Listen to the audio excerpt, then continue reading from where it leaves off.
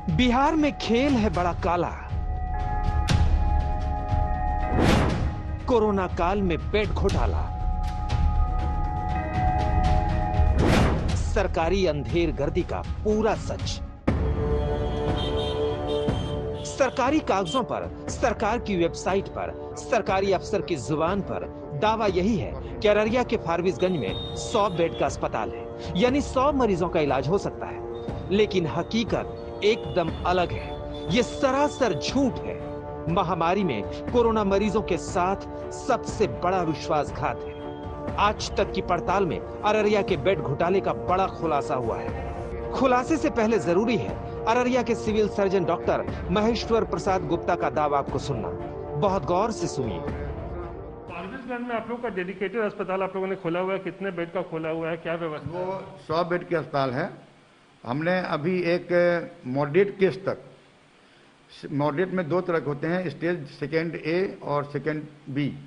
तो सेकेंड ए तक के लेवल केस को हम लोग जो हैं, हम लोग सेकेंड ए लेवल के भी इलाज हमने शुरू किया है। हमारी वहाँ जो चल रही है इलाज, वो काफ़ी अच्छी दी जा रही है।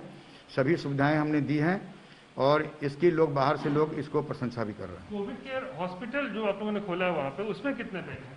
उसमें 100 बेड हैं। 100 बेड। हाँ। और अलग से कोविड केयर सेंटर भी है आप लोगों का? यहाँ सीसीसी है, हमारे डाइट में वहाँ पर सीसीसी है, वहाँ पर भी हमारा 75 वो है, 150 सेंटर वहाँ भी है।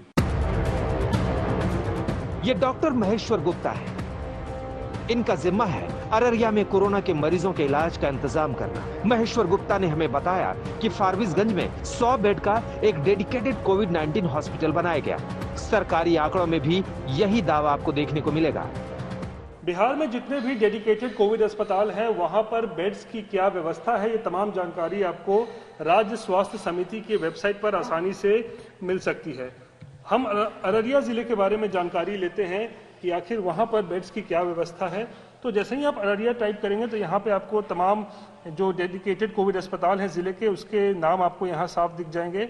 उसके बाद हम जानकारी लेना चाह रहे हैं अररिया के एएनएम स्कूल फारबिसगंज के बारे में, जो कि एक एएनएम ट्रेनिंग स्कूल है और फिलहाल ये डेडिकेटेड कोविड अस्पताल है। और यहाँ पर आप कुल बेड की संख्या देखें तो 100 दिखाई जा रही है, यानी कि सरकार की वेबसाइट पर दिखाया जा रहा है कि इस डेडिकेटेड कोविड अस्पताल में जो कुल बेड की संख्या है वो 100 है। लेकिन हकीकत क्या है, ये जानने के लिए हम फारबिसगंज के इसी डेडिकेटेड कोविड अस्पताल पर पहुंचे।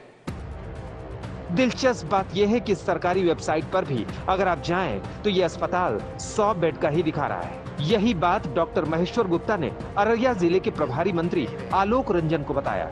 लेकिन डॉक्टर के दावे में कुछ काला नहीं, बल्कि पूरी दाल ही काली है।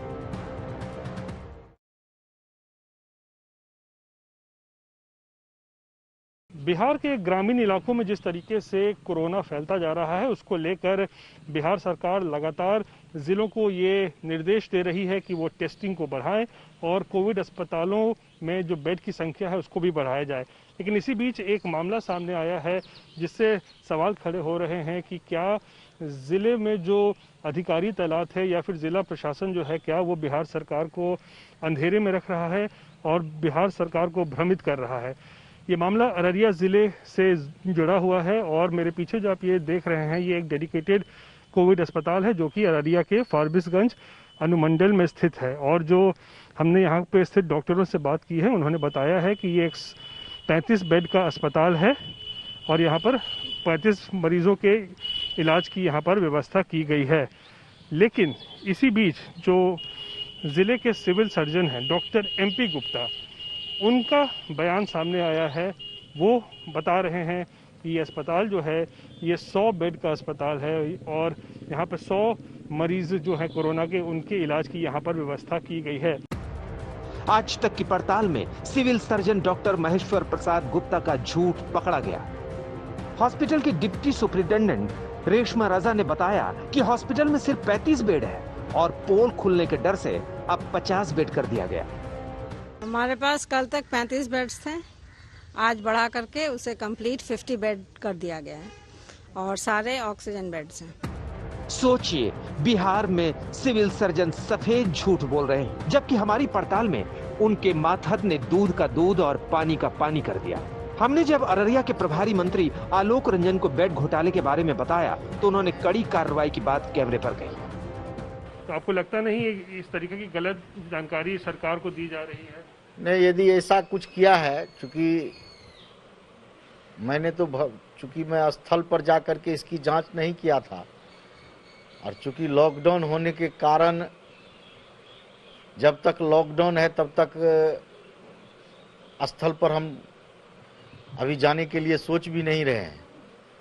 लेकिन यदि आपने उस स्थल पर जाकर के इसकी जानकारी ली है और आपके कथनानुसार यदि वो सही में 35 बेड ही है तो निश्चित रूप से ऐसे भ्रमित करने वाले पदाधिकारी पर हम आगे कार्रवाई करेंगे। जो जिम्मेदार हैं वही फरेब कर रहे हैं।